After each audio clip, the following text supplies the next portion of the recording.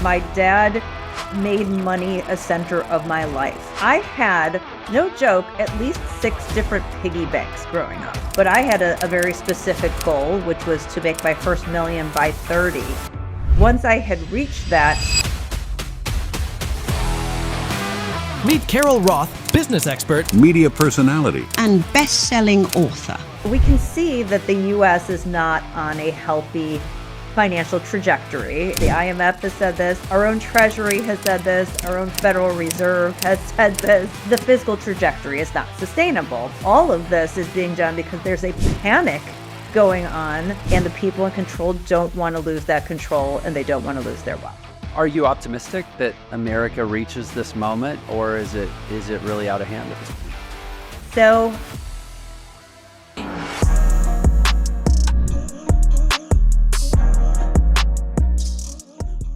welcome to another episode of Unlock Your Potential. Jeff Lerner, your host. So excited to be back with you, having amazing conversations with amazing human beings. And today is one that I have been looking forward to for quite some time.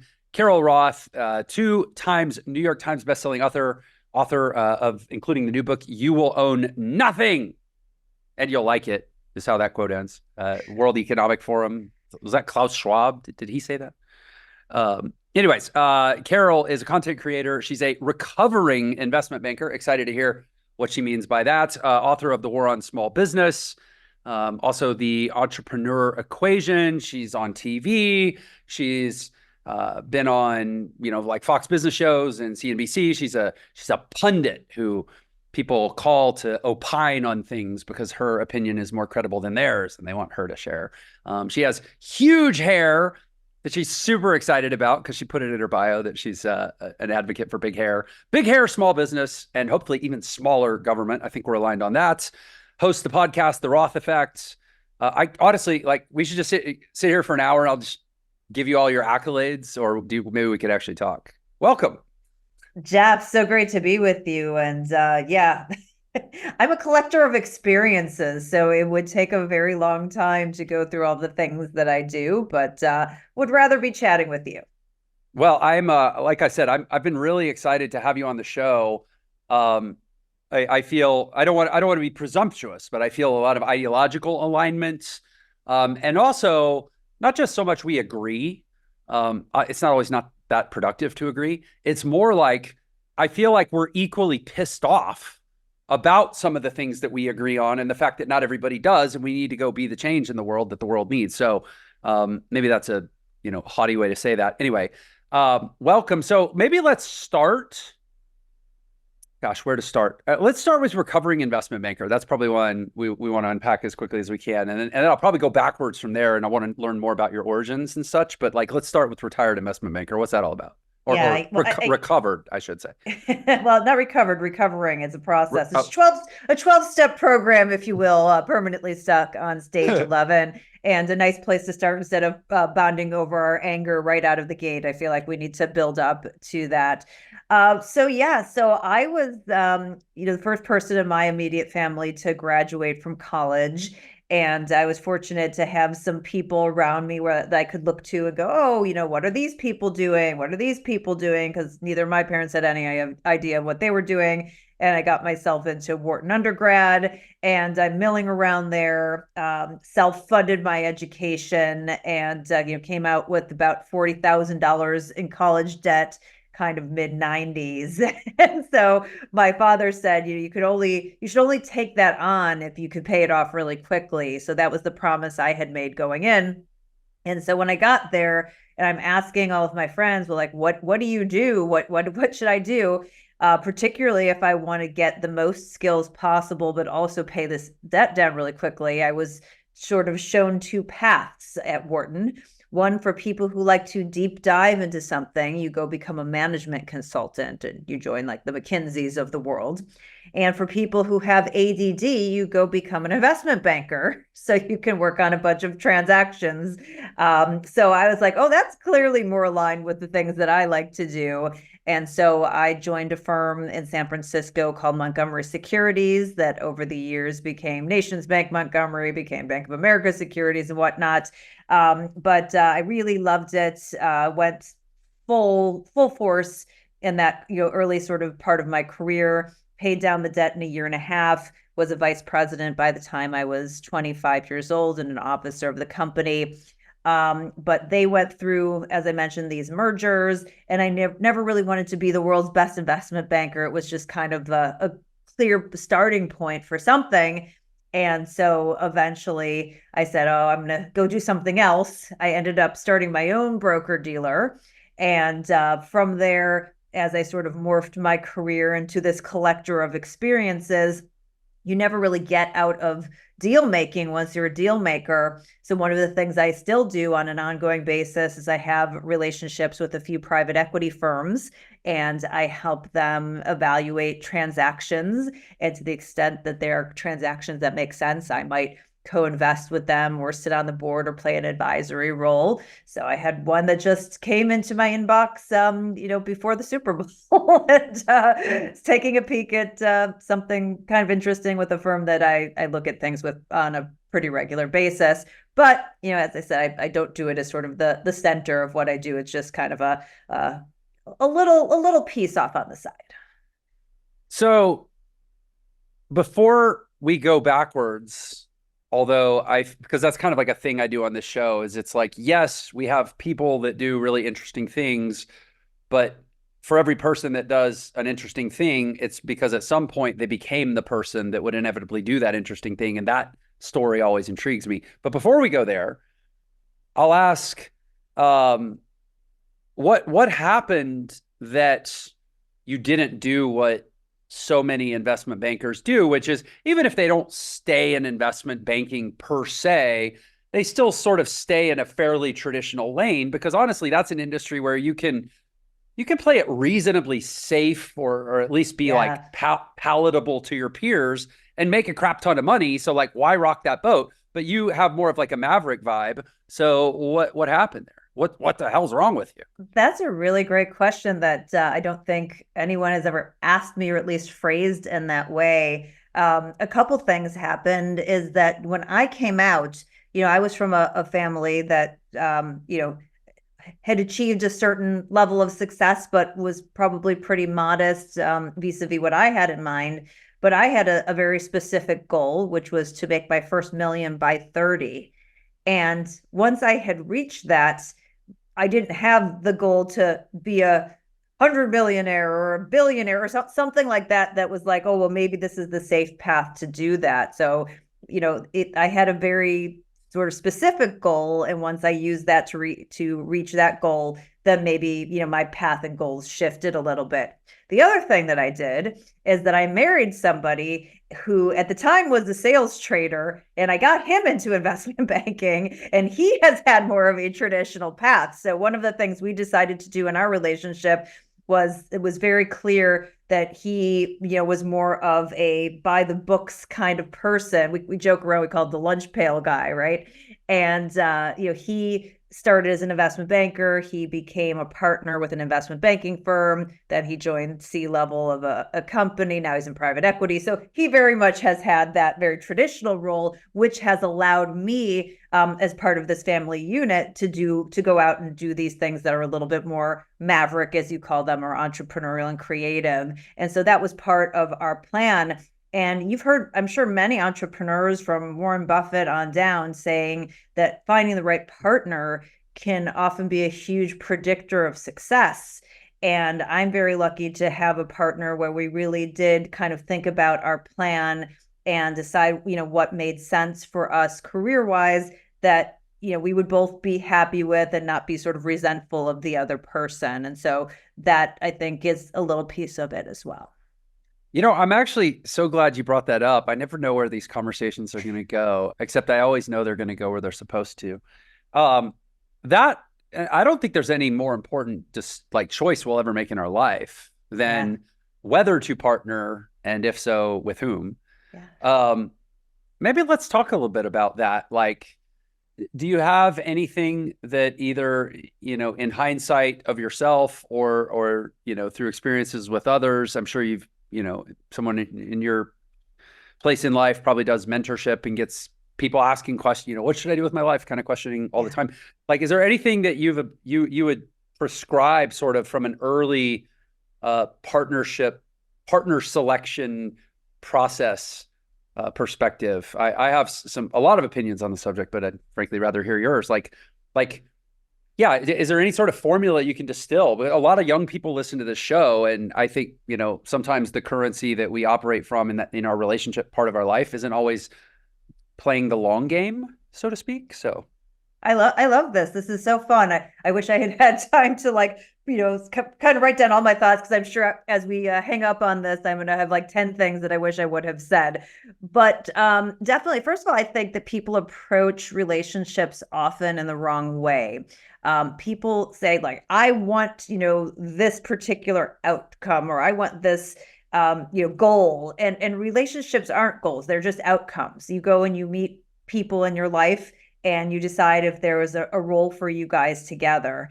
And so I think people often put too much pressure and don't spend enough time meeting different people and taking it, kind of too seriously up front, but then maybe not seriously enough on the back end once they've found people where there is these sort of common connectors and values.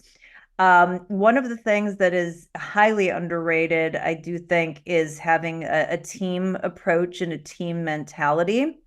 It really needs to be the two of you against the world, and not letting all of those externalities that come in sort of put you at odds with each other. I think that's a really important focus. And I think you need to want the same kinds of things out of life. Having alignment on key principles and values is going to help you, whether it comes to money, to kids, to navigating this, sort of weird cultural, political world that we happen to be in.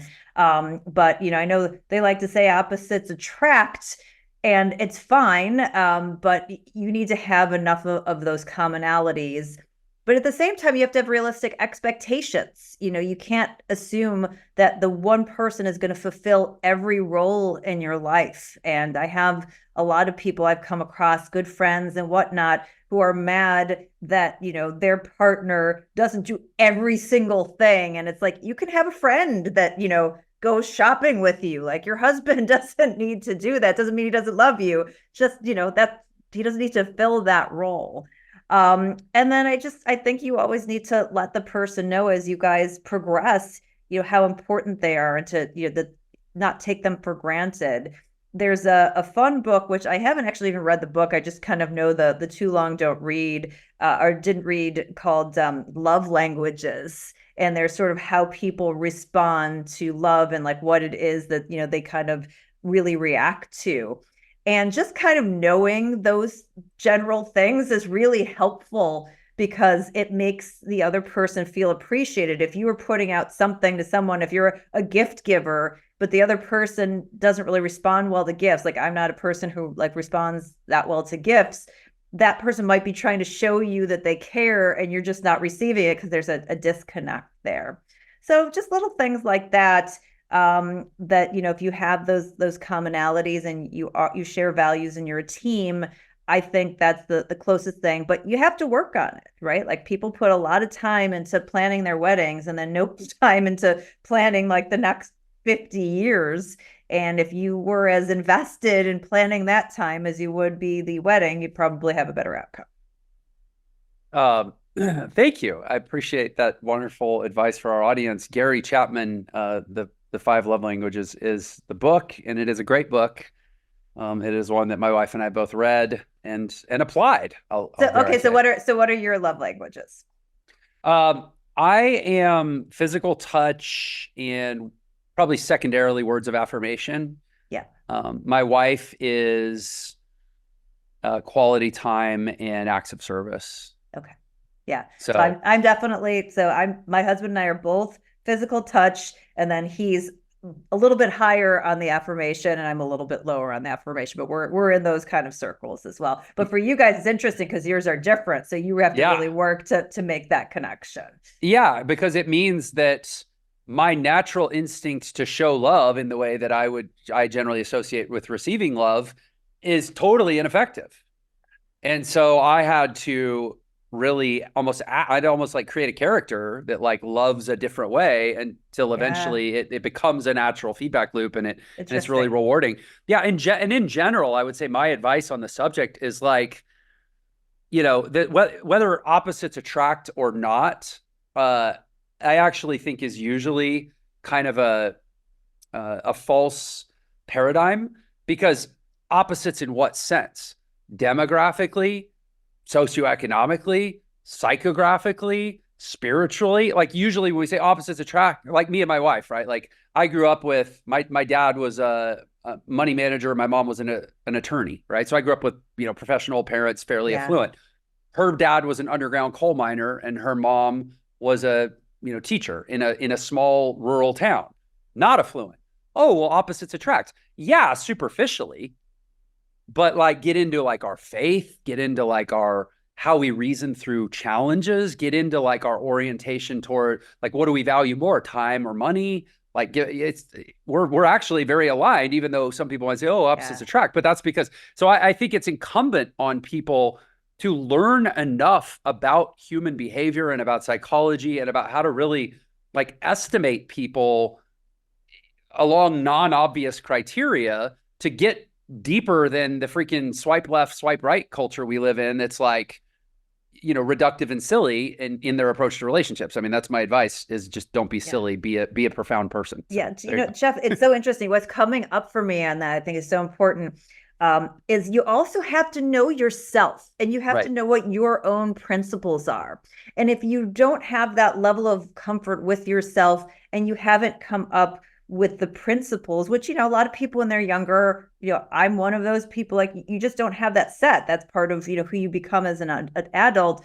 It's very hard to evaluate that in somebody else. So it really is kind of figuring out that what works for me, what are my principles, where do I want to go from that, and finding the connection on that point, which is, I'm glad you sort of brought that out.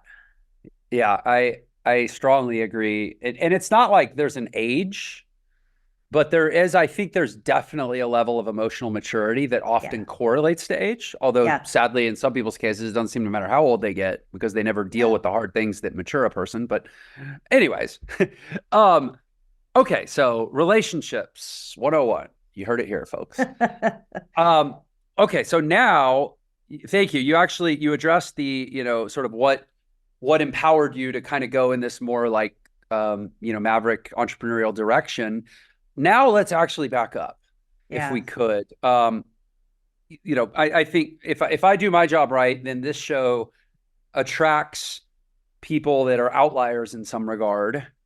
And so I think whenever we meet an outlier, the question, especially if it's the one outlier category that's not terribly interesting to me, is sports. Because usually it's like, well, what did you do to be able to jump 44 inches?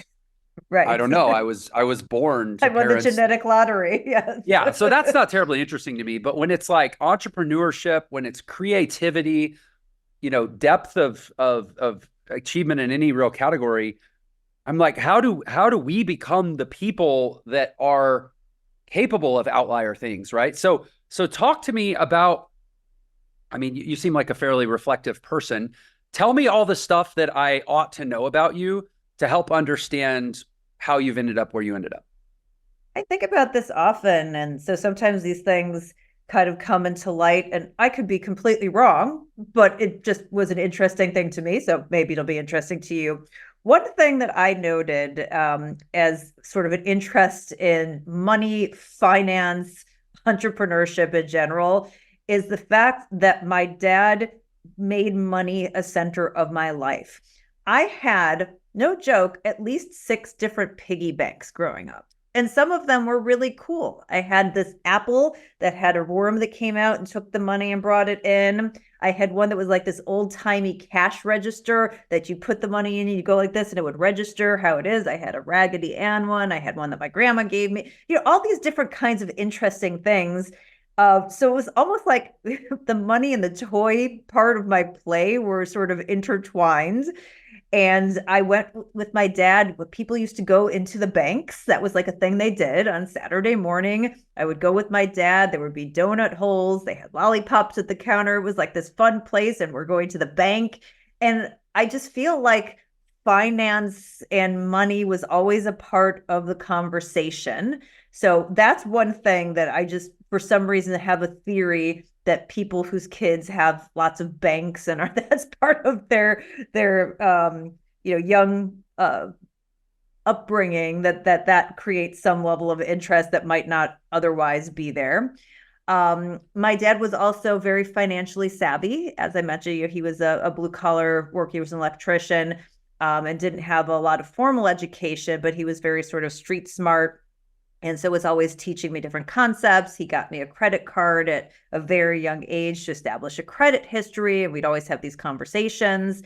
And he was also very encouraging of like, just do whatever it is you want to do. So I think that the creativity in me maybe is more innate, but it wasn't suppressed by having parents that said, don't do this.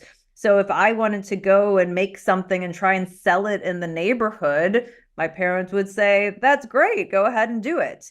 By the time I was 12, I said I wanted to go to day camp for the summer, and my dad signed me up to work in the kitchen of the day camp, which was not exactly what I had meant, but was a good lesson in terms of the fact that I don't want to be making peanut butter and jelly sandwiches every day for my life, as well as other lessons. So I feel like having the parents who really sort of encouraged entrepreneurship, self-reliance. If there's something you want, you buy it. If there's something that you've made, go out and try and sell it. Like they were just kind of encourage that environment and didn't place any limitations. And so as a kid with imagination, you just sort of go down that path, I suppose. Yeah, I think like, money and sex are the two things that when parents don't talk about them, it really leaves the kids to go in some unhealthy directions.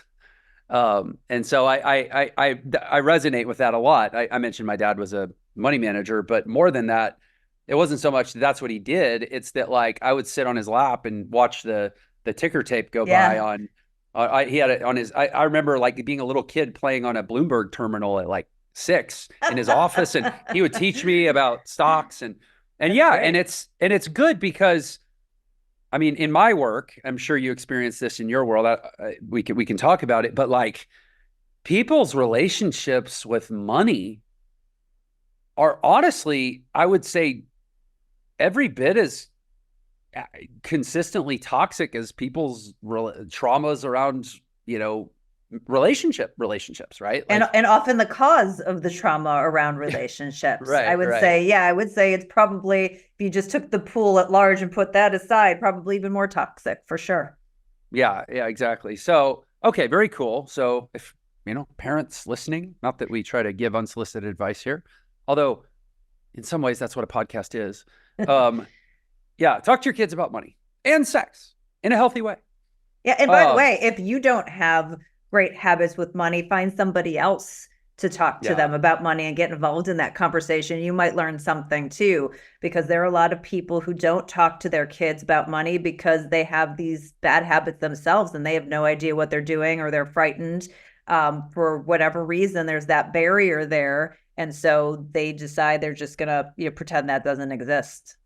Yeah, exactly. So speaking of talking about money, you are a passionate, believer in certain foundational economic and social principles that you passionately advocate for, which is frankly why I was excited to have you on the show, because like I actually believe that the way capitalism is being ideologically misappropriated by people that have an anti-capitalistic agenda is possibly the most pernicious trouble of our time.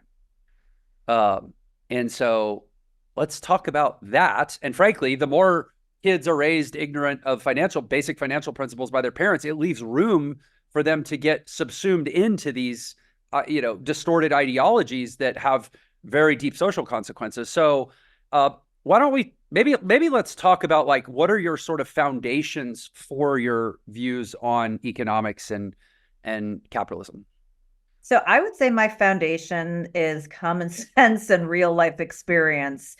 I did not learn other than, through my father, I wouldn't say specific economic principles, more financial principles. We were not a political family. We didn't have those kinds of discussions, but I learned a lot of street smart common sense, 1 + 1 = 2. And, this is kind of a truth. I know they keep trying to say that, well, it varies and, that's not the case anymore. No, that's it. It's very discreet. And there are a lot of people who are delusional and want to put a lot of things around it. And I'm just a very straightforward, common sense kind of person. So, as I went through and got an economics degree and worked in investment banking, and then came out and started doing commentary on business and the markets and the economy and finance and politics, I have a very sort of straightforward, like, this is very clear this works, and this is very clear it doesn't. It's not surprising to me that you are somebody who's interested in capitalism, because you seem to be somebody who is a studier of human nature. And I think that this is a very important part of the conversation that is missed, and goes back to the common sense piece, is that if you understand human nature, it will be very clear why certain systems work and why certain systems don't, and all of the troubles that we have. Everybody likes to make things very, very complicated, but it always goes back to very simple principles, whether it's in our lives or relationships, economic systems, and whatnot.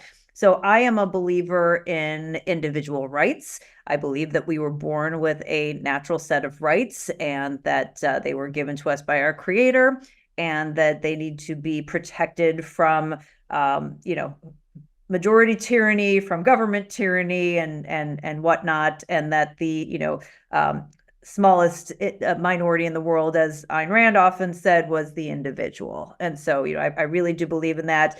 I also do believe in the concept that the free transactions of millions, hundreds of millions, billions of people get to the right answer about things, versus a handful of people trying to plan those out. And I also believe in basic things like good intentions don't necessarily lead to good outcomes. Charlie Munger, who is unfortunately now passed, the partner of Warren Buffett and Berkshire Hathaway, had a famous saying that says, "Show me the incentive and I'll show you the outcome." And I think that's really the basis of looking at different economic systems and deciding what makes the most sense. Plus, then we look at the empirical evidence around the world. How many people are fleeing free markets to go to controlled economies versus the other way around? How many times have Marxist ideas worked at scale and created prosperity for people around the world? So we have lots of data that we can go back to support ideas. I also understand what money is, and I think a lot of the people who talk about money don't understand it, as a medium of exchange, as a unit account, as a store of value, and as a proxy for productivity. And so if you don't fundamentally understand the things that you're talking about, it makes it very difficult, which is why we get these people who are delusional, who buy in and say, "Oh no, you can just do these things." And then when you take it back to sort of the concrete as, well, what is it that we're talking about? They can't even articulate that. So a lot of these things have been proven out, with lots of real-time examples, here in recent history. So people who haven't had the opportunity to understand them or see them up close, unfortunately now do. Still doesn't necessarily change people's minds. Oh, real, whatever hasn't been tried, it doesn't work. So that's kind of where I come from fundamentally. So, yeah, I mean, I feel I have no doubt in my mind, just for the audience to know, we have officially 30 minutes left in this podcast, which is probably going to be about 1% of 1% sufficiency for us to actually sufficiently cover these ideas, right? Like, we're not going to get there. But I guess I feel like actual sadness around the finance an economics conversation, because I don't think, other than maybe a generalized rejection of like faith concepts in society, which, I mean, this is just me being personal. I don't think there's, like I said earlier, I don't think there's a bigger problem in this world than people's distorted perspective and comprehension around money. And it's like, I mean, the consequences are, I mean, like what's happening at our border right now, and what's happening in our quote sanctuary cities right now, where services are being overrun, and like, I mean, and what, you know, Mao and Stalin, and like, this is all fundamentally, like, you look at like, what was the actual opening, the little psychological opening that allowed Marx to become Lenin, to become Stalin. It was people's manipulatability around their perception of money. Right. Well, and it's generally, it's envy politics. Yeah. And victimization. You know, you can tell somebody that they are a victim, or you could tell someone that they have a lot of opportunity and they're going to, you know, behave and believe you, you know, either way that you say it. Now, some people are like me, are contrarian. If you say, no, you can't do something, we're going to do the opposite. But for many people, you know, there's these two paths. And when you tell people, I'm sorry, you can't do something, it does become very limiting to them. And that tends to trickle through and shape principles and mindset, and it creates barriers, and then it allows other people who are looking to consolidate their own power, of, again, a very human scenario to happen, to capitalize upon that, no pun intended. And so that's, you know, when we get to a situation like we have now, where I think you're like me, we want everyone to be successful. We want to remove the barriers. We want to push people who want to succeed in whatever way that, you know, that comes out for them. It's not necessarily just monetarily, but whatever it is that's your goal and objective, to be able to achieve that without these artificial barriers. And then you have a bunch of people who go, well, if we let people do that, I'm worried they're going to think that I'm not important, and I have to find a way to secure my importance and insert myself in that process. And unfortunately, over lots and lots of time, that just becomes increasingly bastardized, and, you know, goes through the same cycles that we've seen over and over again throughout history. It's not unique here. What was unique here is that, you know, we were the first country that was founded on the principle of protecting the individual's rights. And so there is no sort of bastion of freedom that's looking to do that, that's waiting in the wings. When we took over from Great Britain, we were actually in a better place than they were. They had done some good things around property rights and whatnot, but was still very different. So we're kind of this, you know, sole bastion of hope. And if we screw this up, we screw it up for ourselves, we screw up for future generations, we've screwed up for people around the world who like to come here legally and participate in the system. So it is something that is very much worth fighting for, but it has become a much larger fight, which is why I think you have so much, you know, anger and frustration at the situation. Hey there, real quick, I just wanted to let you know, I have been concentrating a lot lately on providing tons of value to my text message community. This could be random thoughts. This could be letting you be the first to know about an event I'm planning, or a special I'm running, or a free training I'm hosting. Anyway, just shoot me a text to get subscribed. The number is 702-996-3926. Thanks so much. Let's get back to the podcast. Yeah, I think it's really important for I'm really grateful you're sharing this, for people to remember that, like, it's like you said, like, yes, I know that if you pull up like the Human Rights Watch index of freedom, America is not technically at the top of the list anymore, because, like, well, right, because of like media censorship and like some whack stuff happening here. But fundamentally,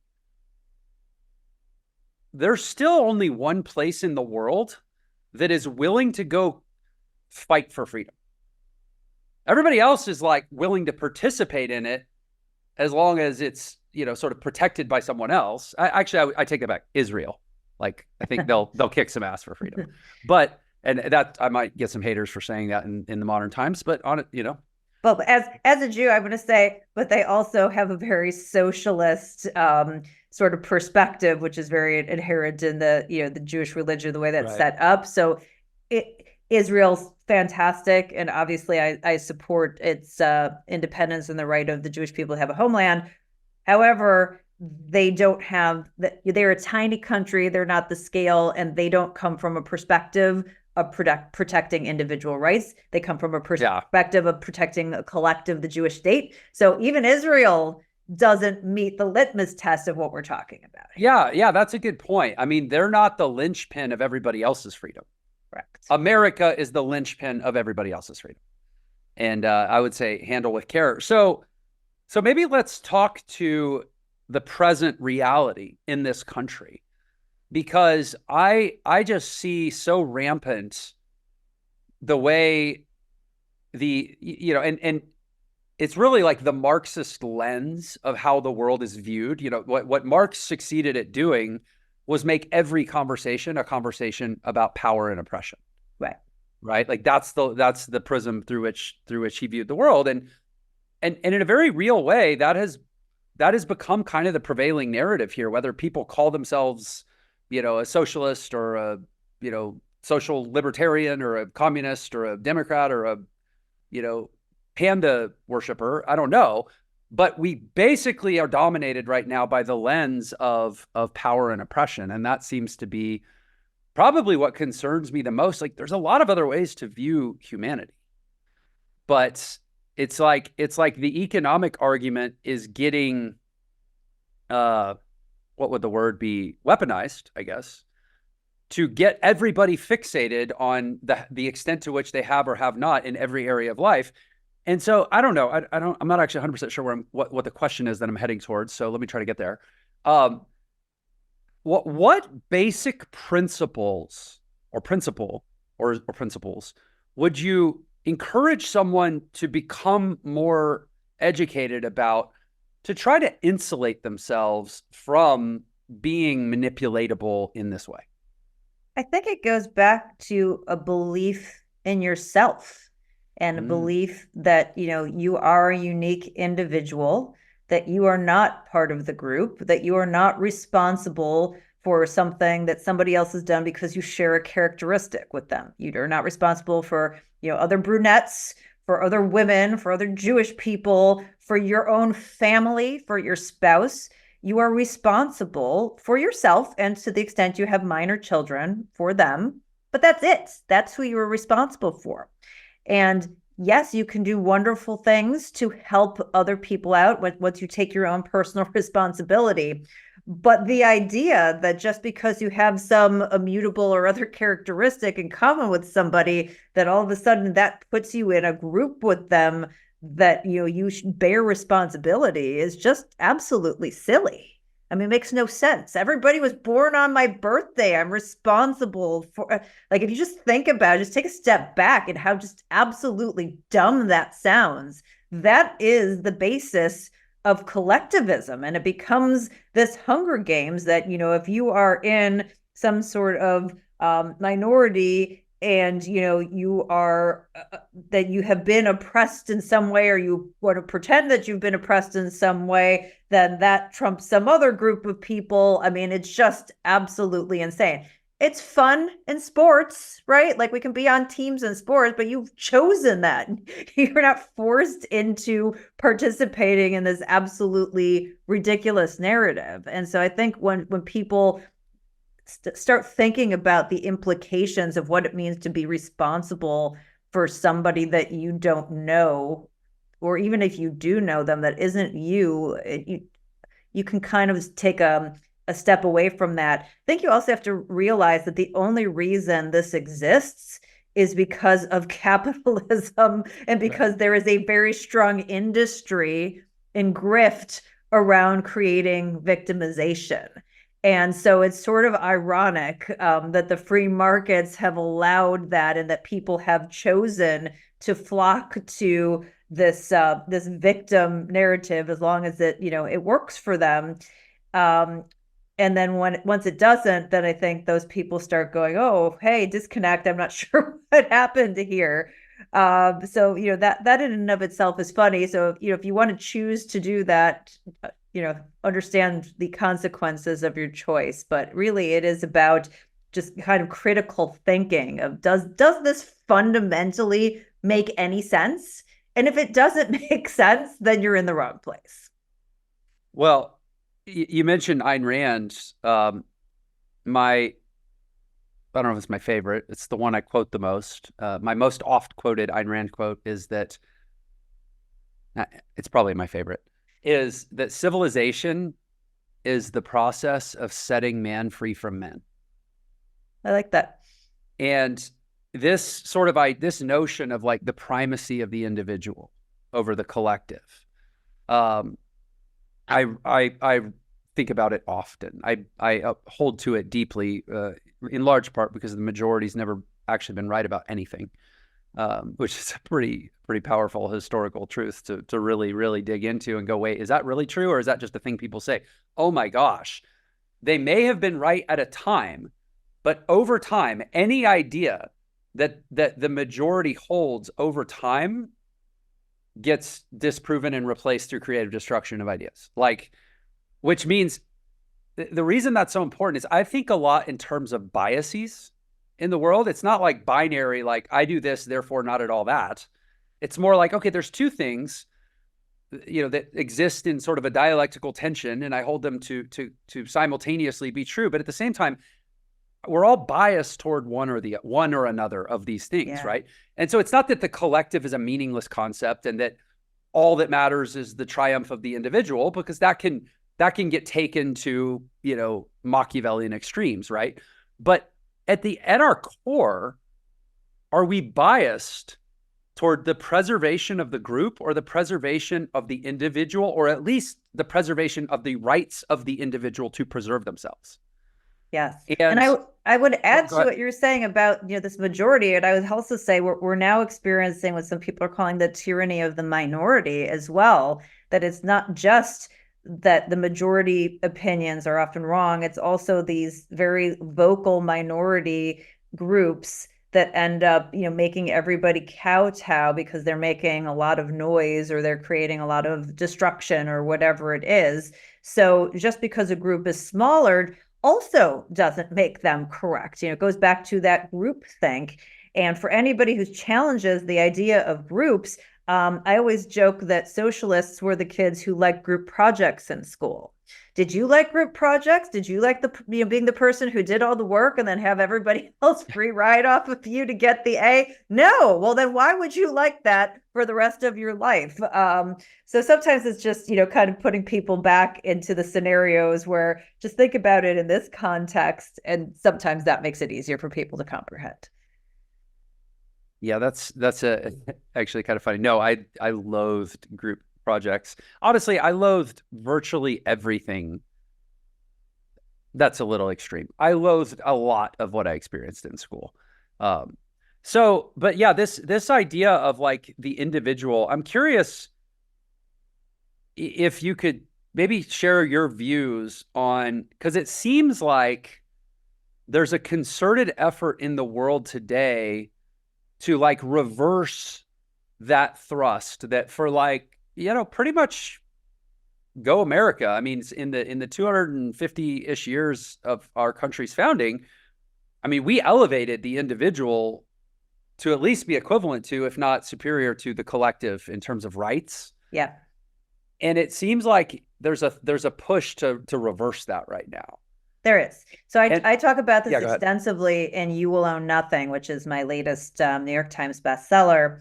And my theory on this is that we have gone through this cycle in the US and we are coming to the end of sort of this natural cycle. We've had 80 years where we've been the center of the financial universe. And as we talked about before us, it was Britain, and before Britain, it was the Dutch. And so this is something that happens on a regular basis, that, you go through this period of individualism and free markets, or, things that kind of look like that. And then, people try to take on power and they take on debt and debt stands in the way of, sort of growth and opportunities, and it becomes this sort of destructive process. And so we can see that the US is not on a healthy financial trajectory. And you don't have to listen to Carol Roth on this. The IMF has said this. Our own Treasury has said this. Our own Federal Reserve has said this. The CBO just came out with a report that shows this.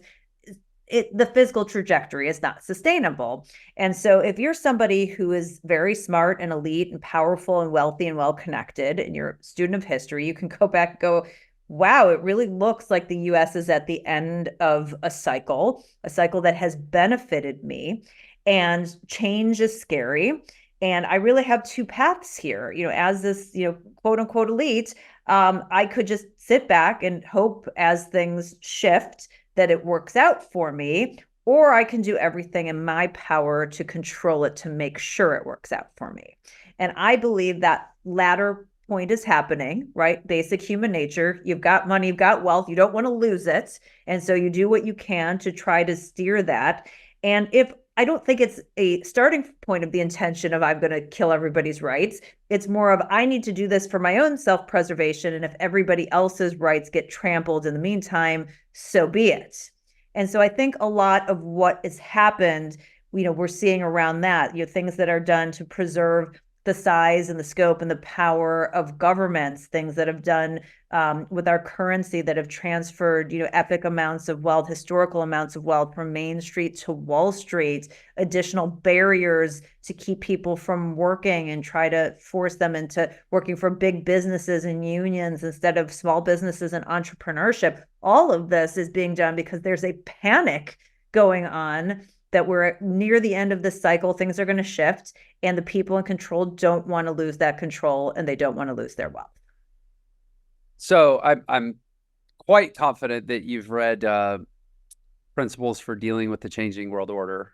So I've read some of it, and I've quoted some of it in my book. I have not, to be fair, I've not read the whole book. Yes. Yeah, I bring it up because if it's the book that I know of that most sort of explicitly details the cycles that you're describing and the dynamics of those cycles. And it's a hard pill to swallow, but like America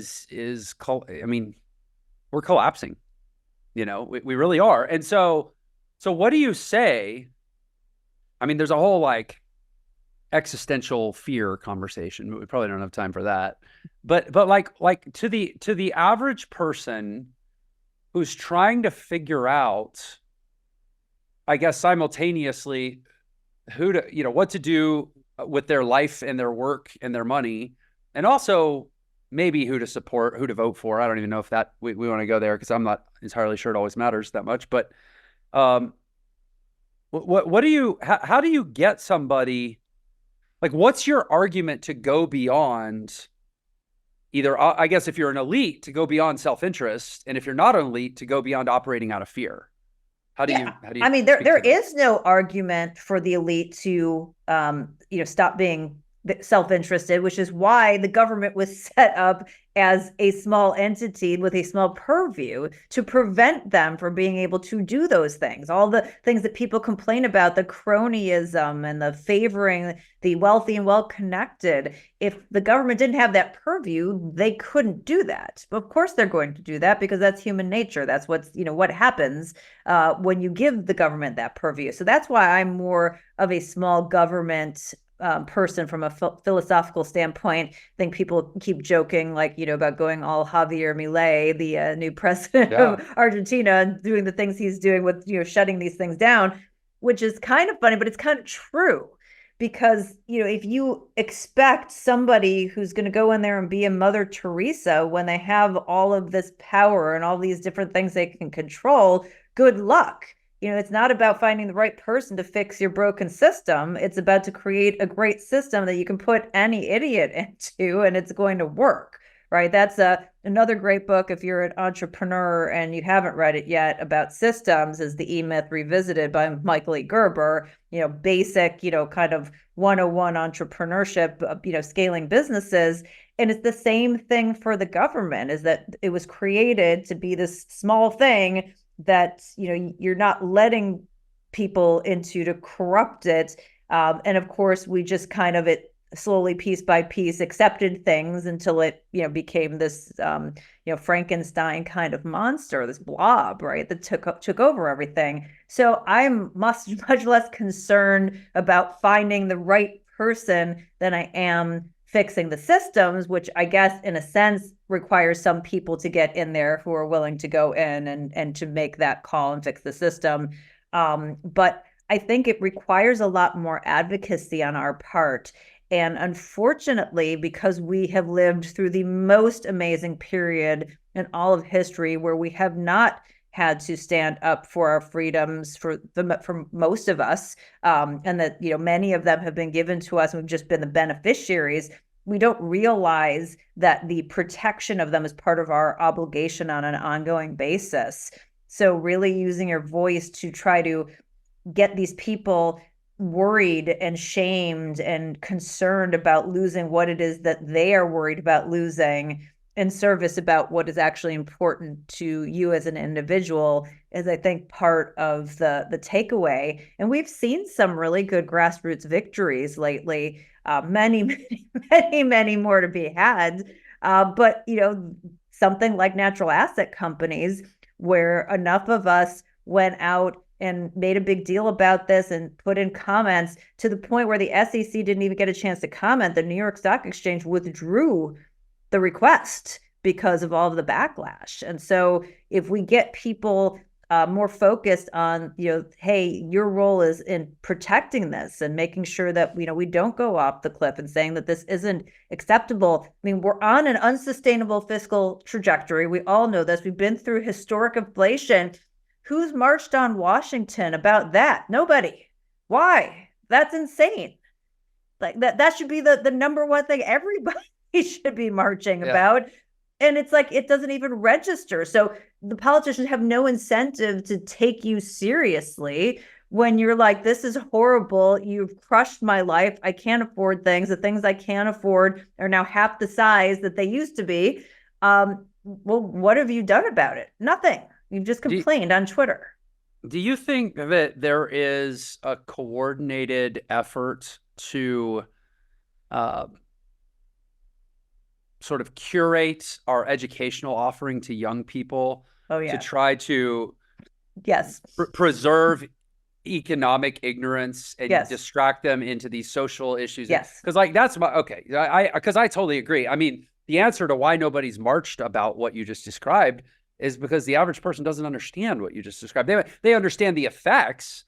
They don't understand the causality. And I'm not being supercilious in saying that. I'm just saying that they weren't taught. And you have to very proactively seek that information. I mean, most people I know don't know who Ludwig von Mises is, or even Ayn Rand. Well, they probably know who she is. Probably never read the books. But they don't like her because somebody told them that she was bad. Yeah, somebody told them that she's an atheist, that she hates God. Maybe, I don't know. She wasn't talking about God. She was talking about money. You don't have to like her at all. You might not even like some of her thoughts, but you might learn one or two things, and that's the most important thing. I'm very good at separating art from artists, and I feel like that's one of the keys to happiness too. Here, since we're talking about things like, you might not like the person, but that doesn't mean that some of the things they said aren't really interesting. And you don't have to agree with all of them, but some of them might have value. Yeah. So exactly. So, I mean, how do you like I always think about, entitlements and like government benefits programs, right? Is like the reality is what is needed. I mean, Javier Milei is like, that's literally what's needed. Like somebody needs to come in and do a pretty hard reset.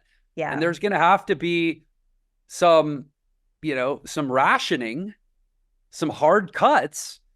And, this is where the individual argument can be a little bit tough because people actually, you talk about the defense of freedom. I mean, one of the things that has historically characterized America's or free people's willingness to defend themselves is great personal sacrifice. How do you get people to let go of their nanny state, book of promises? Because at the end of the day, if we don't, our grandkids are not going to have a country to live in. I think part of it is just being realistic. And the second is getting very cozy with math. When the American Rescue Plan came out in 2021, frankly, when the CARES Act came out in 2020. So again, this is bipartisan. And there were these stimulus plans. And they're saying, we're going to, cut you a check for $1,000 or $1,200. I went, don't do this. Right. Don't do this. You're going to end up paying $10,000 a year for the rest of your life for this $1,000. This is how it works. And a bunch of people said, I want my $1,000, whatnot. And that's exactly what happened, because again, math, this is how it works. And for the people who stood on the sidelines go, oh, I can't believe something called stimulus stimulated the economy, then you need to probably not be participating in this conversation. It's literally in the name of it. So that's one thing. The second thing is somebody with a lot of credibility and that they like, I don't know, maybe like Dolly Parton or somebody that like everybody universally likes, needs to stand up there and just explain how math works and go, okay, basically, this is how the government gets money, and these are the things, this is what it spends money for, and this equation isn't working. So here are the only things that can be done, and we need to pick one of these, because if we don't, here are the consequences, right? So we can increase productivity, which is great, but that means getting the government out of a lot of things that people want the government involved in. That's the best way forward. If we can just massively increase growth, we get more revenue, it gets us out in a very positive way. Second is tax revenue. Everyone wants more taxes for somebody else except for themselves. But the reality is that there's not enough taxes to be able to cover what it is that they spend. And there are consequences that if you raise taxes beyond a certain point, then it becomes basically it reverses the efficacy of it and basically makes the economy contract and you lose jobs, and there's only so far that you can take it. And there's actually some great materials out there from some of the foundations that have shown that there is sort of at any point in time, regardless of what the highest tax rate is, this is the tax rate that always ends up being paid, because that's as far as you can stretch it before the economy goes. So you have those levers to increase revenue. And then you have the spending, that you can cut spending, but most people don't understand where that spending is coming from. So you have to look at what's driving that spending and get real about things like the entitlement programs that they lied to you. And oh, by the way, you don't own them. So it'd be really nice to create, if you're going to create a system of Social Security, that have actual ownership over that and not just something that's a Ponzi scheme. So there's that piece. And then the last piece is, if none of that works, then you've got debt.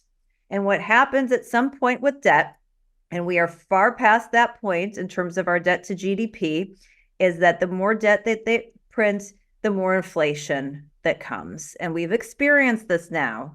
And so now people need to understand that's what drove it, and that that's not the outcome they want. But given those other things, if you're a politician, you don't want to raise taxes too much. You're going to freak people out.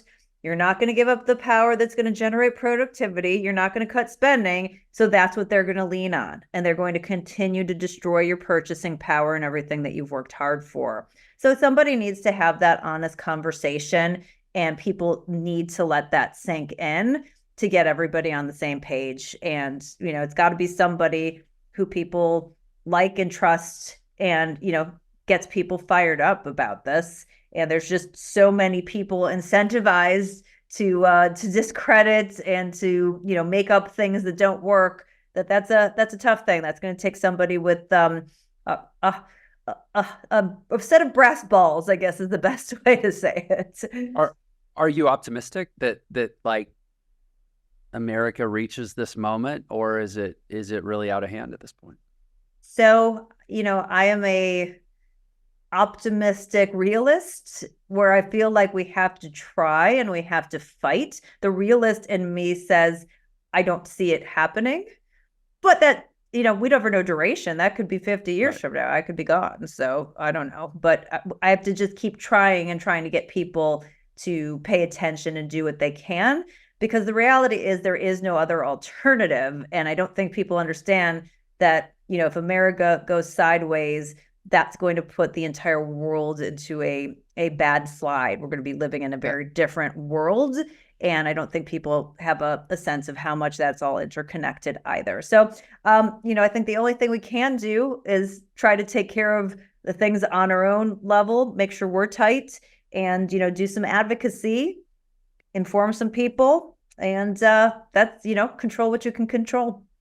Yeah, we're the levee.